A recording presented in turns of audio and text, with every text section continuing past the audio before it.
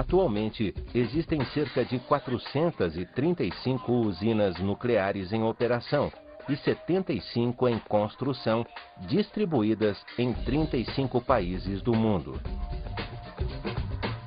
Viu como é importante o uso bem aproveitado da energia nuclear? Não só isso, você viu o dado estatístico geral, mas para raciocinar no seguinte: 35% de toda a energia elétrica fornecida na Alemanha vem da energia nuclear. 80% da energia elétrica da França vem da energia nuclear. Então hoje, alguns países, principalmente como a França, usam o seu dia a dia baseado numa usina nuclear. Então elas são de vital importância. 35 países já avançados nesse aspecto, outros tentando entrar no processo, porque é uma das formas mais usuais de você trabalhar com energia nuclear. Daí nós vamos hoje estudar radioatividade 3. Idealizando o processo dos tipos de elementos radioativos e as suas transformações. Começamos então a falar sobre as séries ou famílias radioativas. É importante você perceber o seguinte: qual é a ideia do elemento radioativo que já veio sendo passado, só dando uma recapitulada.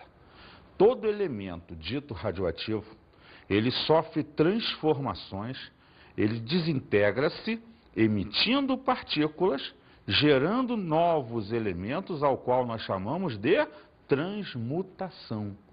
Até que no final dessas transformações, ele chega a um último elemento estável. E aí não há mais transformações. Observamos então que nessas transformações, 3 séries ou famílias radioativas surgiram, necessariamente formadas por átomos pais, elementos que encabeçam essa lista e que dão nome para essas famílias. E a gente percebe que as transformações que ocorrem de um elemento para outro é sempre por emissão de partículas ou desintegrações, como nós chamamos. Vamos olhar então essas 3 famílias ou 3 elementos que encabeçam essas famílias. Tório 232. Essa é uma das 3 famílias radioativas que começa justamente pelo elemento tório. Por isso você mais à frente vai ouvir falar que ele é um átomo pai. A segunda família radioativa é a do urânio 238. E, finalmente, o urânio 235, que encabeça a terceira família. Porém, acreditava-se até um tempo atrás que essa família começava pelo actínio. Então, muitos livros e autores ainda tratam a terceira família como família do actínio. Mas sabe-se que hoje que ela começa pelo urânio 235. Mas o que significa série ou família radioativa? É o conjunto de átomos que estão relacionados por sucessivas desintegrações. Aquilo que inicialmente começamos a introduzir como ideia. Cada vez que esse átomo radioativo instável se desintegra, ele vai transmutar, formando um novo elemento. Esse elemento vai pertencer a uma série ou família radioativa porque ele surgiu a partir daquele elemento anterior. É interessante notar que todas as séries ou famílias radioativas começam sempre do átomo pai e a primeira desintegração é uma emissão de partícula alfa. A partir desta, ele pode desintegrar emitindo qualquer partícula, ou beta ou alfa, mas sempre uma das duas será emitida para haver a transmutação. Outra coisa interessante sobre as 3 famílias de um âmbito geral é que todas terminam no chumbo, como elemento estável do processo. Então é sempre começando no átomo pai, gerando uma série de átomos filho, até o elemento chumbo, que é o estável do processo. Aí para. Vamos observar então um estudo mais aprofundado das 3 séries ou famílias radioativas. Veja só. A. Átomo pai. Sofreu emissões, se transformou em B. Sofreu emissões, se transformou em C. sofreu emissões, se transformou em D. Se D é o átomo estável, não haverá mais transformações. E B, C e D serão chamados de átomo-filhos. Essa é a ideia do processo.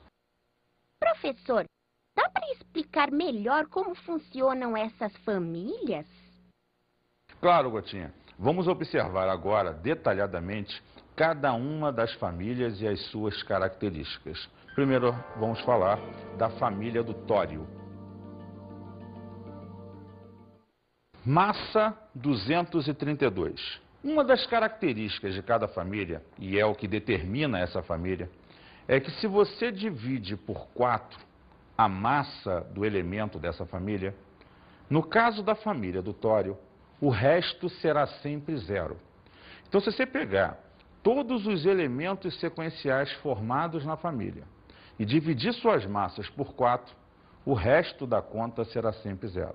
E esse elemento, então, pertence à família do tório. Ninguém tem que decorar os elementos. Mostrarei todos na sequência, apenas para que você perceba as desintegrações sucessivas. O que é importante é saber que, se for um átomo da família do tório, a sua massa dividido por 4 dará resto 0. Vamos observar, então, a sequência do tório. Começamos no tório 232. Ele emite alfa e se transforma no elemento rádio 228. Como eu te disse, as emissões são sucessivas e podem ser aleatórias. Então foi beta agora, dando o actínio 228. Beta de novo, dando o tório 228. Logo a seguir, tório 228, emite alfa produzindo o rádio 224. Emite alfa produzindo o radônio 220. Emite alfa produzindo o polônio 216. O polônio 216 emite beta, dando o astato 216. Emite alfa e se transforma num átomo de chumbo 212. E emite beta, gerando o bismuto 212. O bismuto 212 emite beta, gerando o polônio 212. Emite alfa, gerando tálio 208. E emite beta, gerando chumbo 208. Como você viu, a família começou no tório e acabou no chumbo, que é o elemento mais estável do processo. A partir daí, não haverá mais transformação. E o chumbo seria o último elemento da sequência. Queria te recordar um ponto importante. Quando nós estudamos no outro capítulo a emissão das partículas, nós falamos da questão da partícula alfa e da partícula beta. Todo emissor alfa, todo elemento que emite uma partícula alfa, ele emite 2 prótons e 2 nêutrons. O que isso significa? Que o novo elemento terá 2 prótons a menos e 4 unidades de massa menor. Por outro lado, se você emite uma partícula beta, o seu número atômico aumenta de 1 unidade e o seu número de massa permanece constante. Então, Edson, emitir alfa e beta vai produzir elementos diferentes. Sim, repare uma coisa importante. A massa será sempre colocada no exercício. O número atômico, você deverá consultar a tabela periódica. Tenha sempre à mão uma tabela periódica para isso. Vamos olhar essas emissões como exemplo nesse último quadro que vimos. Veja só, o bismuto 212 tem número atômico 83. Se ele emite beta, o número atômico 83 aumenta de 1 unidade. 84 é o elemento polônio. E a massa permanece constante. 212 continuou 212. Olhe agora o polônio 212, cujo número atômico é 84. Quando ele emite uma partícula alfa, o que ele produz? Um elemento cujo número atômico diminui 2 unidades. Polônio 84, tálio 82. E a massa diminui de 4 unidades. O polônio você observa 212 e o tálio 208. Sendo assim, você vai perceber o que nós acabamos de te relembrar. A ideia das emissões alfa e beta transformando os elementos. Vamos agora, então, à segunda família ou série radioativa. A família do urânio. Massa 238. Então, ela começa no urânio 238. E qual é a característica dessa família? Essa família tem todos os seus elementos com a massa divisível por 4. Porém, dá resto 2. Então, qualquer elemento da sequência vai ter sua massa divisível por 4, porém dará resto 2. Por isso, essa família tem massa 4N mais 2. Esse 2 é o resto da conta de divisão que nós fizemos. Ou seja, se o exercício vier com qualquer elemento para que você defina a família, se ao dividir por 4 der resto 0, lembra? Família do tório. Se ao dividir por 4 der resto 2, você está vendo agora, família do urânio. Vamos observar essa família quadro a quadro. Ela começa no urânio 238, emite uma partícula alfa, dá o tório 234. Emite uma beta e dá o proctínio 234. Emite uma beta e dá o urânio 234. O urânio 234 emitiu alfa, virou tório 230. Emitiu alfa, rádio 226. Emitiu alfa, radônio 222. O radônio 222 emite alfa, dando polônio 218. Emite beta, dando astato 218. Emite alfa, chegando no chumbo 214. O chumbo 214, como não é estável, emite beta, dando o bismuto 214. Emite beta, voltando ao polônio 214. O polônio 214 emite alfa, gerando tálio 210. Esse tálio 210 emite beta, gerando chumbo 210. Emite beta novamente, gerando o bismuto 210. E emite beta, dando novamente o polônio 210. O polônio 210 emite uma alfa agora, dando tálio 206, que emite uma beta, gerando chumbo 206, que é o elemento estável do processo e o último elemento dessa família. Como você vê, eu preciso frisar isso, não há importância em decorar todos os elementos. O grande dado, a grande dica é que você perceba, dado um elemento, que a sua massa será dividida por 4. Se der resto 0, primeira família, tório. Se der resto 2, família do urânio. E vamos agora, então, ver a terceira família, a família do actínio. Lembra que eu te falei lá no início que acreditava-se que o actínio era o primeiro elemento da série. Porém, sabe-se hoje que isso é errado e que o urânio 235, que hoje existe em 0,7% do urânio 238, é que começa essa terceira série.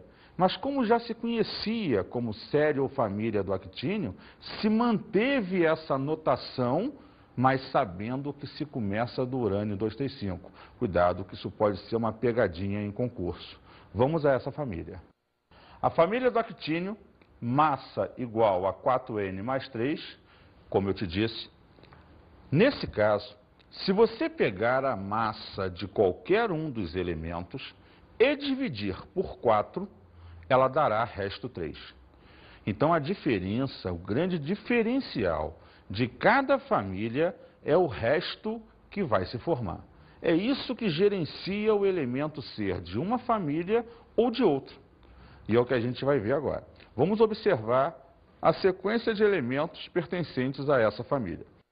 Urânio 235 emite alfa, dando tório 231, que emite beta, dando proctínio 231. Emitindo alfa, o actínio 227.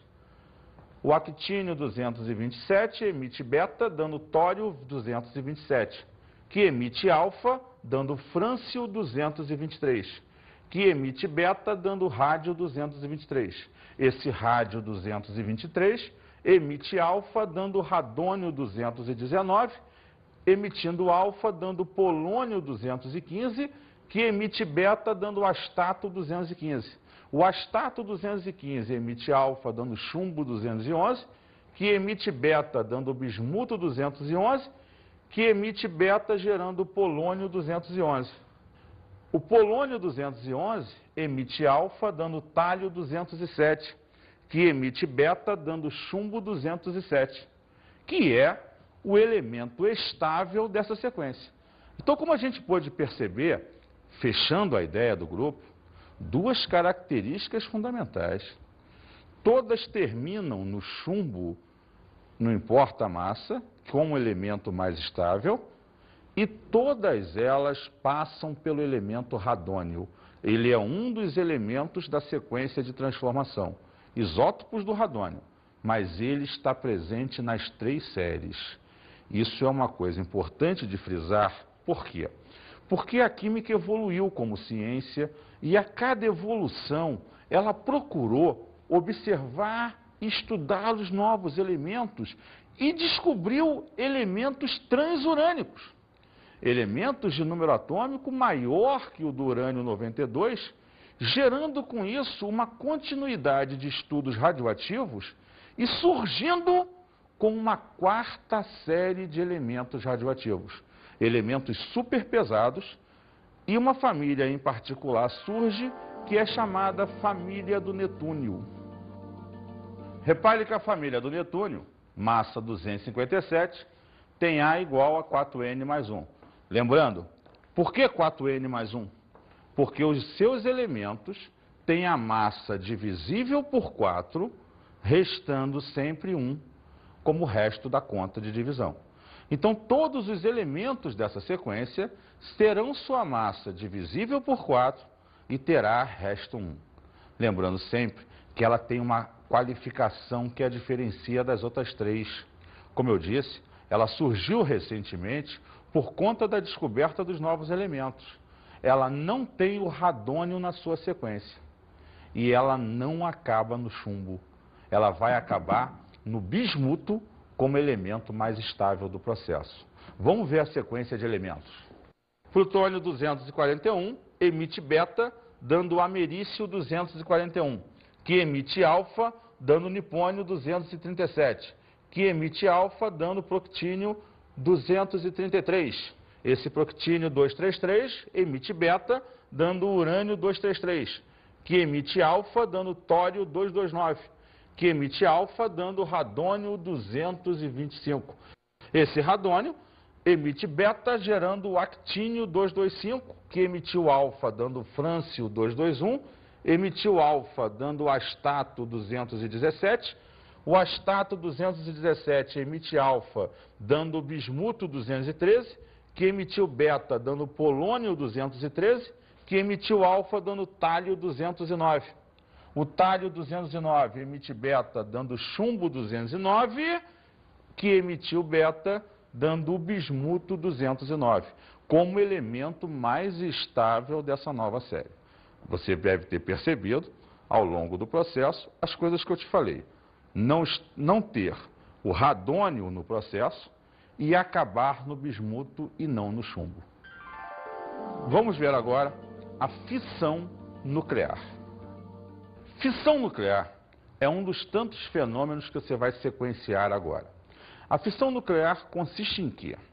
Consiste em você pegar um átomo muito grande, pesado, e, por bombardeio de nêutrons, atacar o núcleo desse átomo e transformá-lo em átomos menores, gerando nesse processo 2 ou 3 nêutrons novos. Então, a fissão nuclear consiste em pegar átomos grandes e torná-los menores. Nesse processo, você gera quantidades gigantescas de energia. Basta te dizer o seguinte: todas as usinas nucleares que existem no planeta hoje funcionam por fissão nuclear. Ela é o único processo controlado que nós conseguimos para gerar a energia nuclear, que geralmente é transformada em energia elétrica nos países que nós temos. Mas a fissão nuclear tem essa característica interessante. Ela acontece quando uma massa mínima daquele elemento, chamada massa crítica, ela é atacada, ela é bombardeada por nêutrons e se quebra, formando átomos menores. Você tinha um átomo, por exemplo, de massa 200, vai formar um lá de massa 70, um de 130. Então você quebra em dois átomos, mais alguns nêutrons. Isso é interessante, porque isso vai puxar algumas coisas como, por exemplo, reação em cadeia daqui a pouco. Mas nesse momento, vamos observar um exemplo de como essa fissão ocorre normalmente.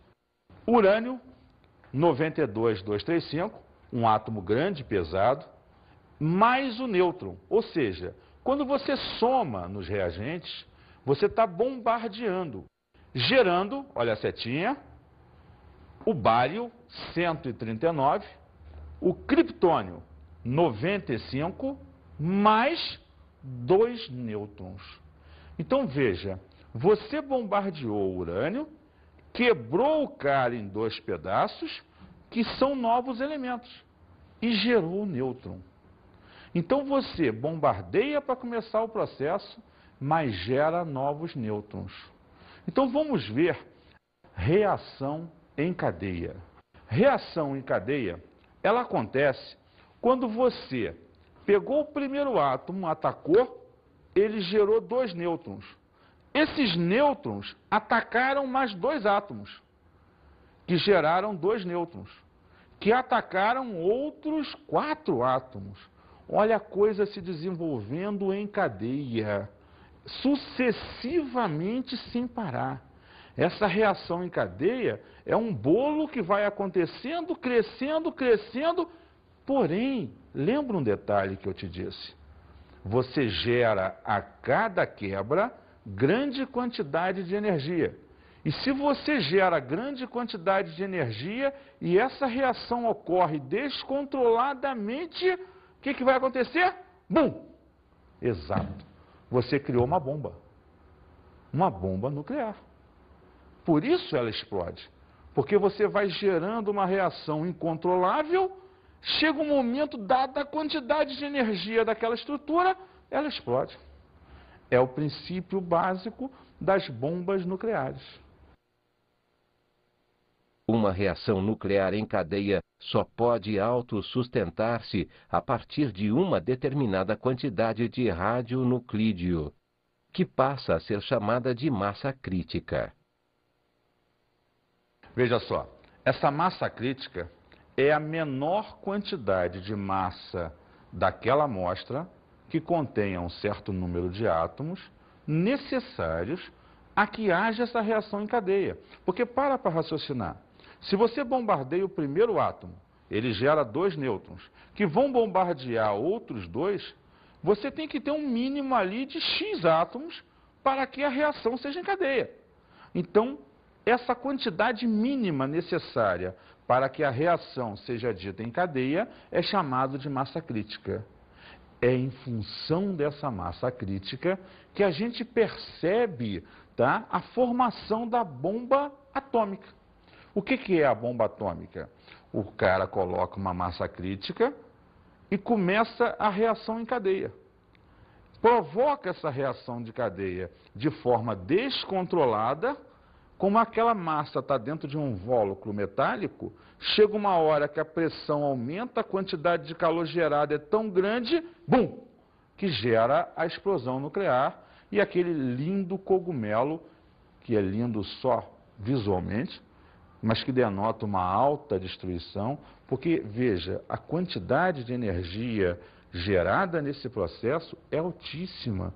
É uma energia que vai misturar com cinética, calor, luz, radioatividade, porque tem radiação gama, radiação alfa, radiação beta sendo emitida no processo e que vai se espalhar num campo enorme. Haja visto os exemplos passados de Hiroshima e Nagasaki, onde você teve bombas explodindo nesse processo e gerando destruição total por onde passa. Temperaturas médias atingidas na região onde explode a bomba de 3.500 a 5.000 graus Celsius. Nada sobra no processo. Daí, você observa que a fissão nuclear é o processo que nós temos necessariamente de produção de energia. Mas, Edson, como é que na usina nuclear você consegue fazer essa mesma fissão e a usina não explode? É daí você observa o funcionamento dos reatores nucleares. Um reator nuclear, ele funciona como? É a mesma fissão, só que você coloca eletrodos de grafite que absorvem parte dos nêutrons. Então, quando você começa a gerenciar a reação em cadeia e produz muito nêutron, se esses muitos nêutrons gerados necessariamente ficarem espalhados lá dentro, vão gerar o descontrole. Mas se você jogou eletrodos de carbono, por exemplo, que absorvem esses nêutrons, os que vão sobrar dentro do reator estarão em pequena quantidade. Logo, essa reação passa a ser controlada. E a energia sendo gerada dentro desse controle é encaminhada para o nosso uso diário. Então, uma usina nuclear tem como seu reator um recipiente onde uma reação em cadeia sob controle vai acontecer dentro do processo. Essa é a base de funcionamento desse reator. Vamos falar agora da contrapartida da fissão. O sonho da nossa realização futura, a fusão nuclear. Como é que funciona uma fusão nuclear? Necessariamente ela é o processo inverso ao da fissão nuclear. Na fusão, você tenta pegar dois núcleos pequenininhos e fundi-los, tornando um elemento maior. Só que isso aumenta o cinturão de estabilidade desses elementos. Esse núcleo um pouco maior é bem mais estável e, ao mesmo tempo, gera quantidades imensas de energia. Pô, então, Edson, eu vou produzir energia à beça. Sim, vai. Mas com um elemento mais estável. Sim, logo menos radioatividade, menos problemas nocivos à saúde e etc. Então, a fusão nuclear é a base do nosso sonho. Sim, só que até hoje a ciência não conseguiu produzir uma fusão nuclear à temperatura ambiente. Ela só se consegue fazer em temperaturas muito elevadas. Esse é o processo de inibição dela. Esse é o processo que a gente ainda não conseguiu isso. É importante entender, inclusive, que a energia das estrelas, como o Sol para a gente, acontece por fusão nuclear. Basicamente, é como se 8 bombas de hidrogênio explodissem por segundo na superfície do Sol. É essa energia gerada por ele que chega até a gente e que ilumina, basicamente, toda a nossa vida e gera o calor necessário para a sobrevivência. Nós hoje tentamos fazer um Sol aqui na Terra, quer dizer, uma fusão nuclear. Só que nenhum país do mundo conseguiu ainda ter essa fusão nuclear no processo. Vamos observar esse exemplo de fusão nuclear. O hidrogênio 1,3, o trítio, funde com o hidrogênio 1,2, o deutério. Na fusão desses dois átomos mínimos, gera, olha a setinha, o hélio 2,4, mais um nêutron que é liberado. Mas o interessante do processo é perceber que os núcleos fundidos eram pequenos e que se gerou um átomo maior. Vamos observar agora alguns exercícios. Primeiro exercício. Verifique a qual das 3 famílias radioativas naturais pertencem os isótopos. A. Proctínio 91234. B. Bismuto 83210. C. Chumbo 82211. D. Polônio 84212. Observa que nesse tipo de exercício você vai ver a aplicação direta daquela questão da família que foi informada. O que você faz? Pega a massa de cada elemento, divide por 4 e verifica o resto que deu. Se der resto 0, família do tório.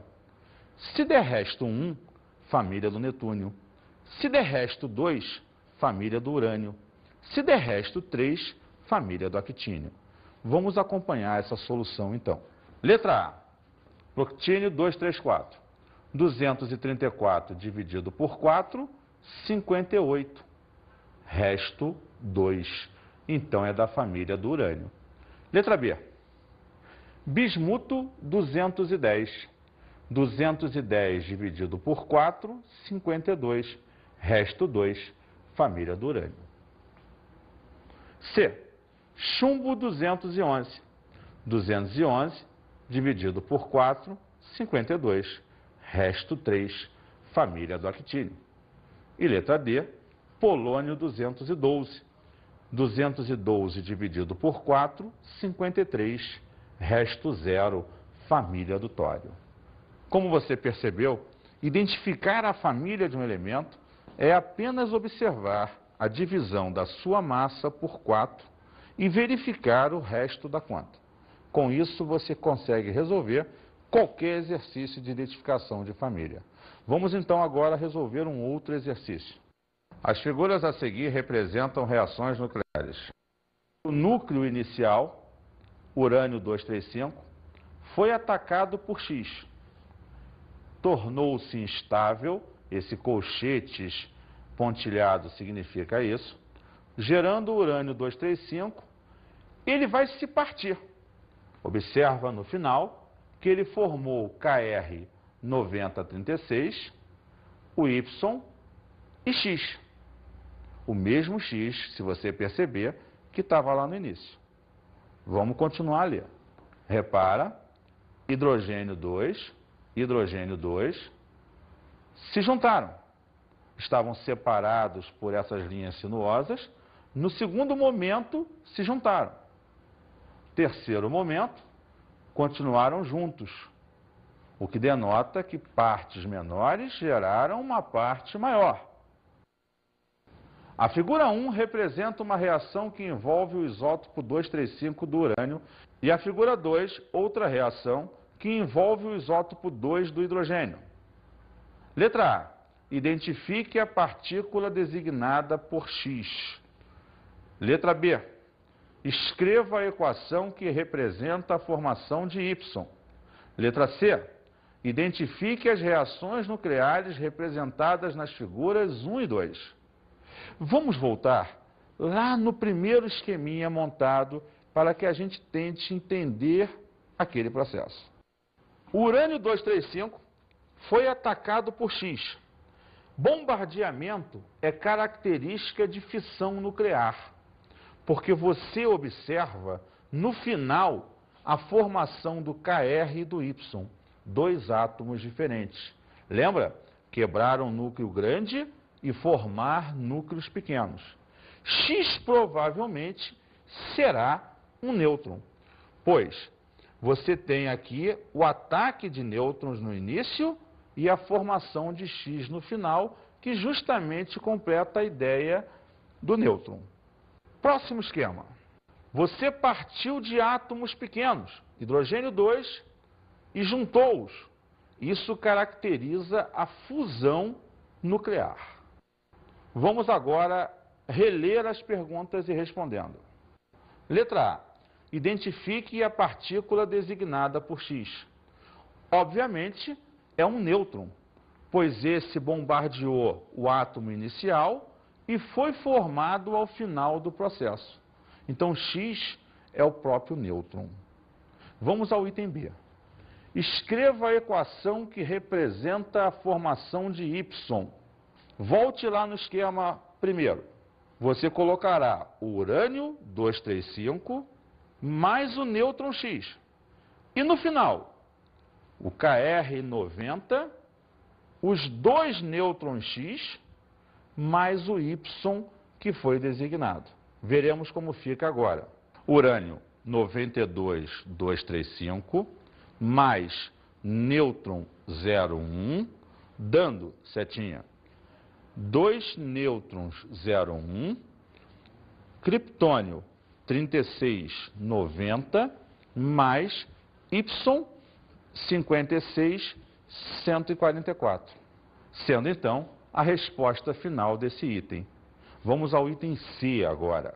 Identifique as reações nucleares representadas nas figuras 1 e 2. Ora, como podemos ver nos esquemas, a primeira reação partiu de um átomo muito grande sendo atacado e gerando átomos pequenos, mais nêutrons. Essa é uma reação de fissão nuclear. E a segunda? Você partiu de núcleos pequenos de hidrogênio, gerando um só ao final, caracterizando a fusão nuclear. Então, as reações finais são fissão nuclear e fusão nuclear.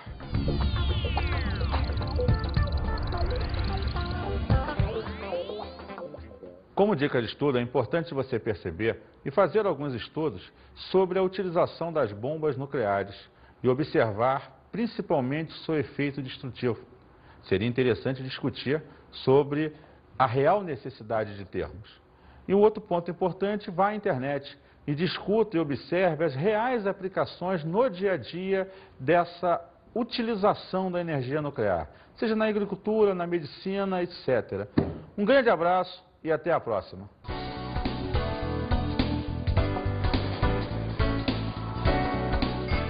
Na aula de hoje estudamos radioatividade 3.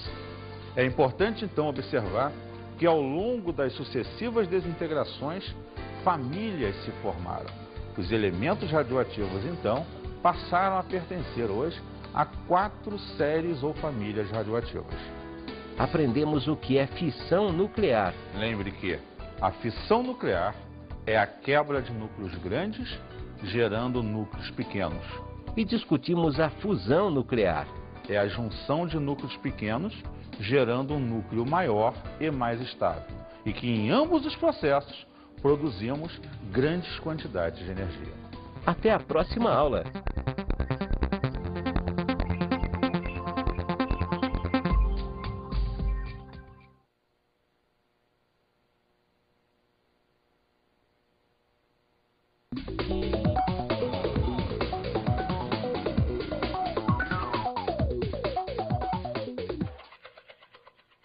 Caros colegas, o importante nesse momento é diferenciar as séries radioativas e mostrar para ele a diferença entre fissão e fusão nuclear.